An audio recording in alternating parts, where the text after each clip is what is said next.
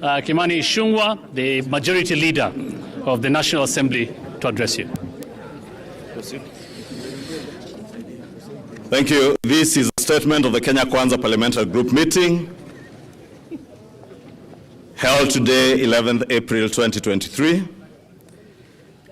The Kenya Kwanza Parliamentary Group, our PG, met this morning under the chairmanship of President William Ruto, who is also the party leader of the Kenya Kwanza Alliance.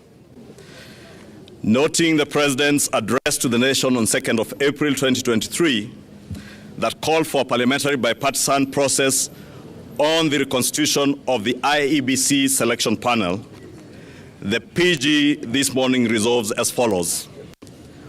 1, the parliamentary group agreed with the President on the need to govern the country in accordance with the Constitution and the rule of law.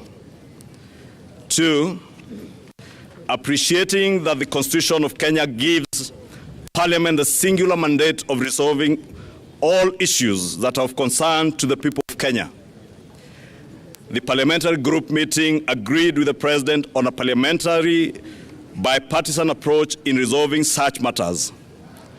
Consequently, the PG nominates the following members to lead our team in this process. 1, the Honorable Boni Khalwale, Senator Kakamega. 2, the Honorable George Murugara, the Member of Parliament, Tharaka. 3, Honorable Senator S.C. Okenyuri, nominated Senator. 4, the Honorable Mwengi Mutuse, Member of Parliament, Kibwezi West. 5, the Honorable Lydia Haika, Women Representative, Taita Taveta. 6, the Honorable Senator Hilary Sigei, Senator Bomet County. And 7, the Honorable Adan Kainan, MP Eldas. The parliamentary group reaffirms our commitment to the rule of law and constitutionalism and appreciates the role of the opposition to oversight and criticize government. However, as a PG, we affirm our support to the efforts by the government on policies that are geared towards stabilizing our economy, lowering the cost of living, creating jobs, and creating jobs. I now invite the Leader of Majority in the Senate to read the other bit. Thank you. However, as a PG, we affirm our support to the efforts made by this government on policies that are geared towards stabilizing our economy, lowering the cost of living, creating jobs and incomes for majority of our people, and ensuring inclusive growth, because that is a contract that the Kenya Kwanza Alliance signed with the people of Kenya. As a PG also, we resist the attempts by the opposition to force or blackmail the government to implement failed policies of the last regime that drove the country into economic mess, including the corruption-ridden consumption subsidies, irresponsible borrowing, and gross fiscal mismanagement through the state capture. We particularly support the government's policy of subsidizing production rather than consumption and the prudent fiscal management within a framework of managed debt levels. We are not refusing to take advice. We will listen to every Kenyan, but we find it rather difficult to take advice from the very people that put us in the mess we are in today. In reaffirming our commitment to the dictates of the Constitution and the rule of law, this PG today has directed our team nominated in this bipartisan process to strictly adhere to our Constitution and the established laws of the land in addressing the reconstitution of the IEBC panel, as was communicated by His Excellency the President on Sunday, the 2nd of April 2023. Finally, We equally call upon our colleagues in the opposition to adhere to the rule of law and constitutionalism and pursue all issues of concern through established institutions under our constitution. We thank you. We'll appreciate maybe if there are one or two questions, then we can call it a day. Thank you so much. My name is Emmanuel Tor from KTN News. Two questions. Civil servants have not been paid and have been a delay in salaries. Is the government broke? Number two, both sides have stuck to their guns that you do not want conversations outside Parliament, but Azimio want conversation out of Parliament. Is it a take it or leave it, or what is it? Okay. We'll take about maybe 2 or 3 questions and respond to them. My name is Chemutai Goin from Citizen TV, and I have one question. The opposition, while they formed their team, has also wanted that the talks be expanded to address other issues.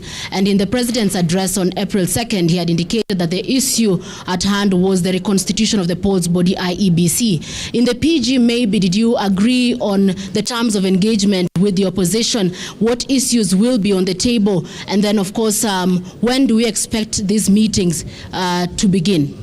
Okay. The last question, the third one, then we can answer. Thank you. My name is Ibrahim Karanja from NTV. Again, parts of the demands by the opposition, which you have said that you support the policies by the president to lower the cost of living, but they are very particular that they are not getting into any meeting with you if the price of unga in particular has not gone to 100 shillings. Is that happening anytime soon, or what message do you have to the other side? Okay, maybe I'll answer 1 or 2, then I'll leave to the majority leader of the National Assembly to respond. Unfortunately, the decisions that we arrived at today were made after a consultation with the representatives of the people from across our country.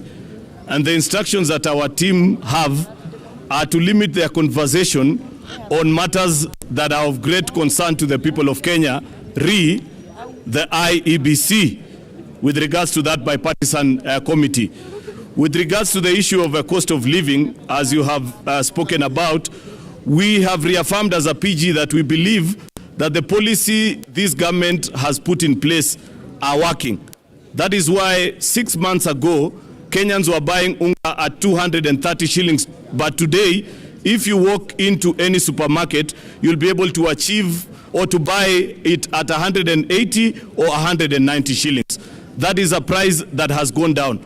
So we are willing to educate and teach our colleagues from the opposition on how the programs that this administration is running are working.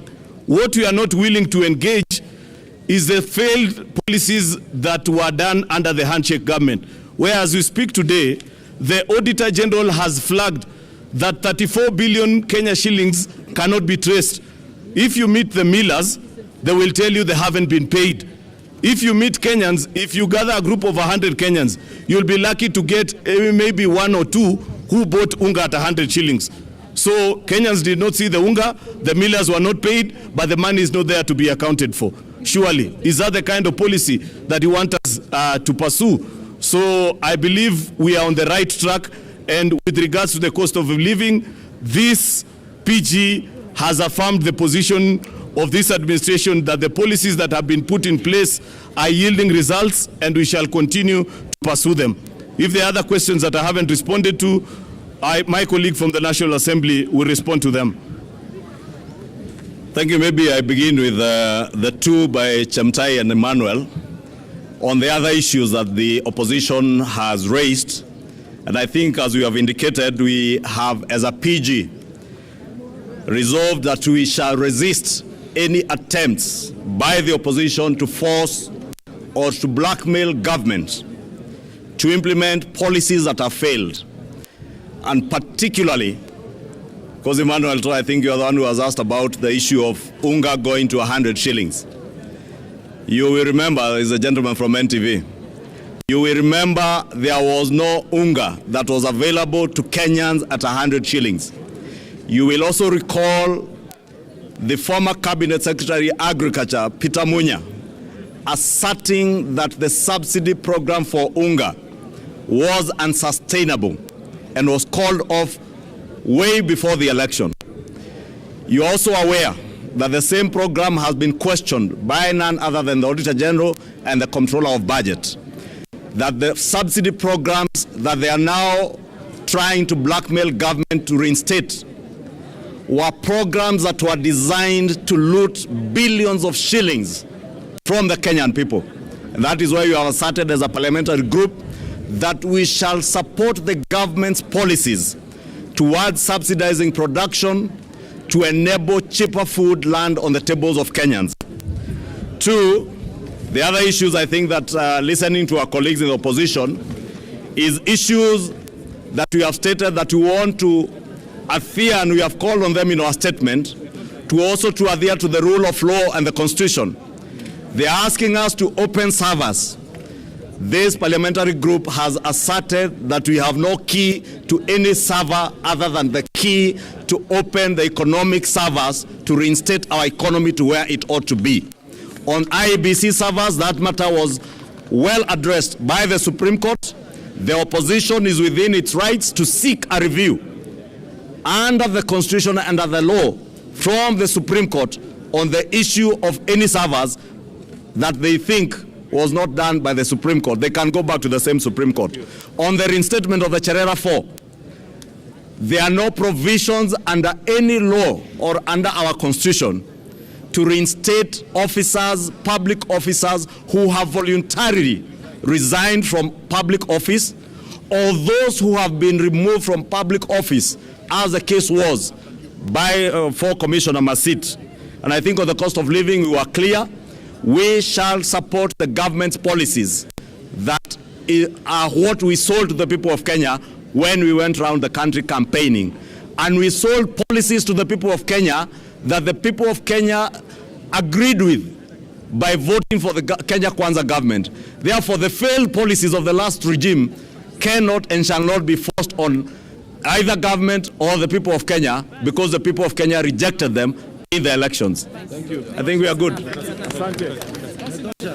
Tosha to.